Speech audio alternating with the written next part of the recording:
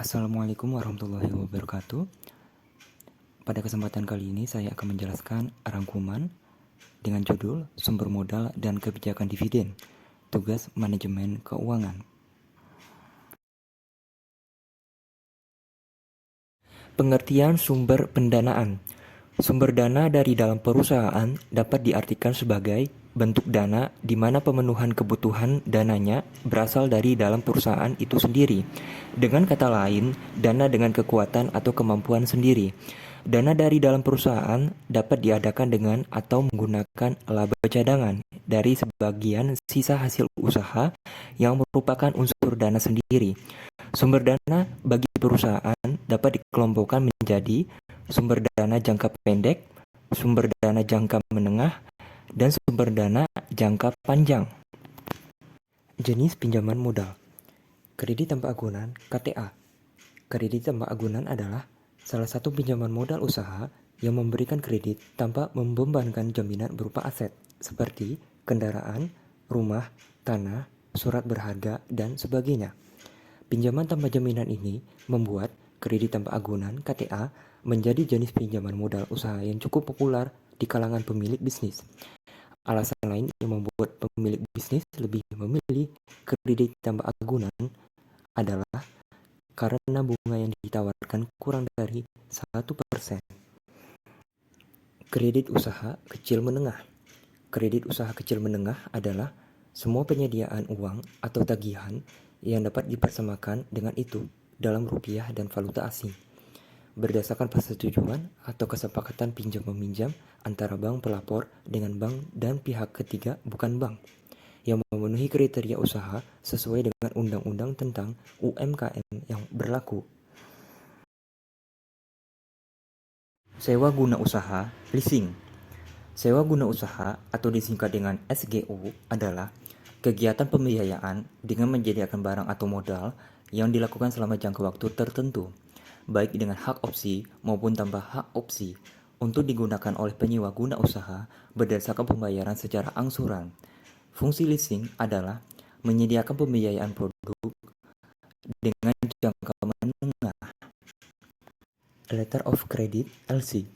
Letter of Credit adalah sebuah instrumen yang dikeluarkan oleh sebuah bank atas nama salah satu nasabahnya, yang menguasakan seseorang atau sebuah perusahaan penerimaan instrumen tersebut, menarik wesel atau bank yang bersangkutan atau salah satu bank korespondennya bagi kepentingan, berdasarkan kondisi-kondisi persyaratan-persyaratan yang tercantum pada instrumen tersebut.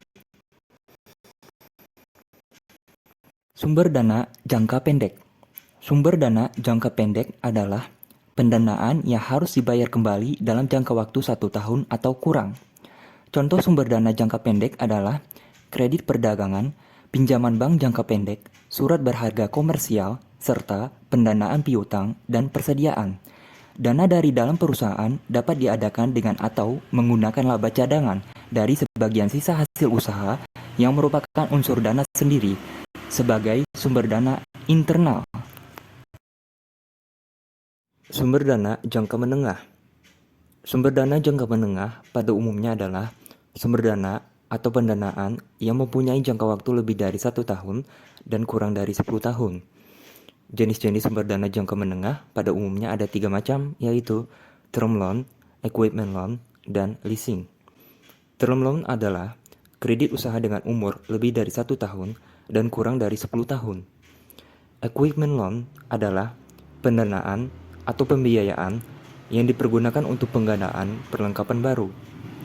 Leasing atau sewa guna usaha adalah persetujuan atas dasar kontrak di mana pemilik dari aktiva atau pihak yang menyewakan leaser menginginkan pihak lain atau penyewa lease untuk menggunakan jasa dari aktiva tersebut selama periode tertentu.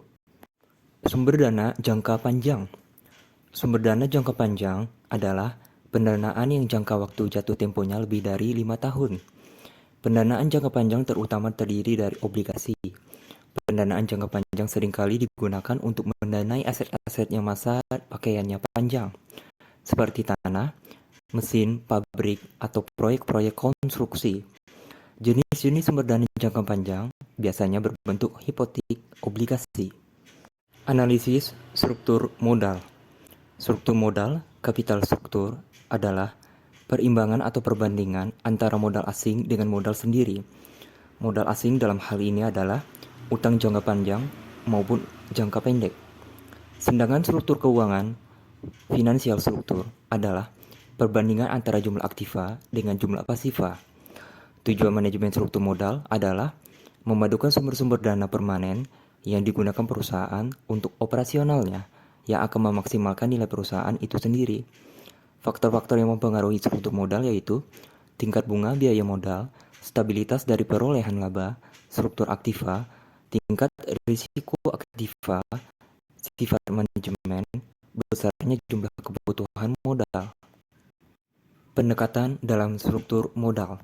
Dalam menganalisis struktur modal, terdapat 5 pendekatan, yaitu pendekatan laba bersih, pendekatan laba operasi, pendekatan tradisional, pendekatan Modigliani-Miller, dan pendekatan EBIT/EPS. Pendekatan Net Income (NI). Pendekatan Net Income (NI), sebagian laba atas pemegang saham dikapitalisasi dengan suatu tingkat kapitalisasi yang konstan, yaitu ke biaya modal sendiri. Asumsi yang mendasari pendekatan net income adalah biaya utang dan biaya modal sendiri adalah konstan, walaupun struktur modal berubah. Biaya utang sebelum pajak lebih rendah dari biaya modal sendiri. Pendekatan Net Operating Income (NOI). Pada pendekatan ini, tingkat biaya modal rata-rata tertimbang adalah konstan. Asumsi yang mendasari pendekatan ini adalah biaya utang dan biaya modal keseluruhan konstan. Pada pendekatan NOI, perubahan struktur modal tidak mempengaruhi nilai total perusahaan. Pendekatan tradisional. Pada pendekatan ini, menganggap bahwa biaya modal sendiri akan naik apabila rasio utang meningkat, dan biaya utang akan meningkat apabila melebihi tingkat rasio utang tertentu. Pendekatan Modigliani-Miller. Pendekatan Modigliani-Miller menganggap bahwa nilai perusahaan independen tidak dipengaruhi oleh struktur modal dalam pasar modal yang sempurna dan tidak ada pajak penghasilan. Asumsi yang mendasari pendekatan ini adalah informasi yang tersedia bagi semua investor dan dapat diperoleh tanpa biaya.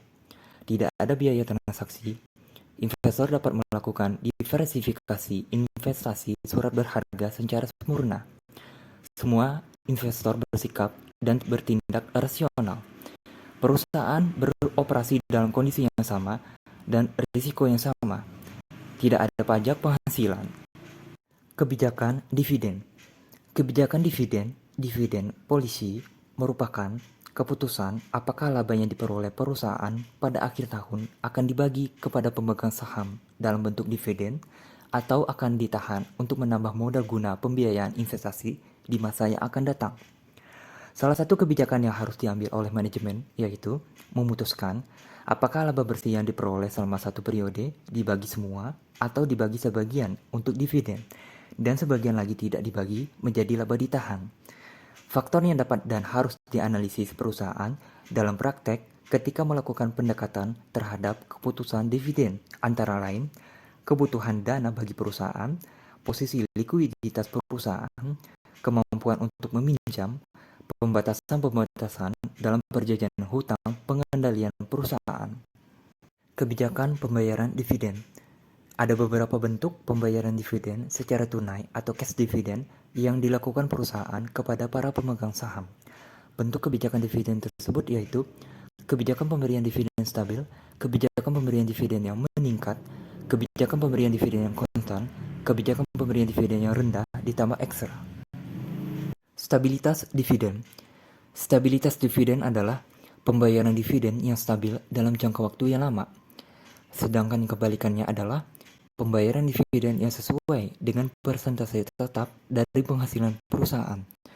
Apabila semua faktor antara dua perusahaan sama, tetapi pembayaran dividennya berbeda, maka harga saham perusahaan yang membayar dividen secara stabil akan lebih tinggi daripada harga saham perusahaan yang membayar dividen tidak stabil. Tanggal-tanggal penting dalam pembagian dividen. Tanggal pengumuman. Pada tanggal ini, perusahaan mengumumkan bahwa mereka akan membagikan dividen. Cum date atau cum dividend. Cum date atau cum dividend adalah tanggal terakhir bagi investor yang ingin membeli saham tertentu dan berhak mendapatkan dividen perusahaan yang telah diumumkan. Dengan kata lain, investor yang berhak menerima dividen adalah mereka yang telah membeli saham hingga paling lambat pada cum date. Ex-date atau ex-dividend. Satu hari setelah cum date disebut sebagai ex-date atau ex-dividend. Ex-date adalah hari pertama penjualan saham yang tidak terikat dengan pembagian dividen. Recording date. Recording date atau tanggal pencatatan adalah hari ketika perusahaan mencatat siapa saja investor yang berhak menerima. Payment date. Pada tanggal ini, perusahaan membagikan dividen sesuai porsi saham yang dimiliki oleh investor. Umumnya, payment date adalah 10 hari setelah ex-cum dividend.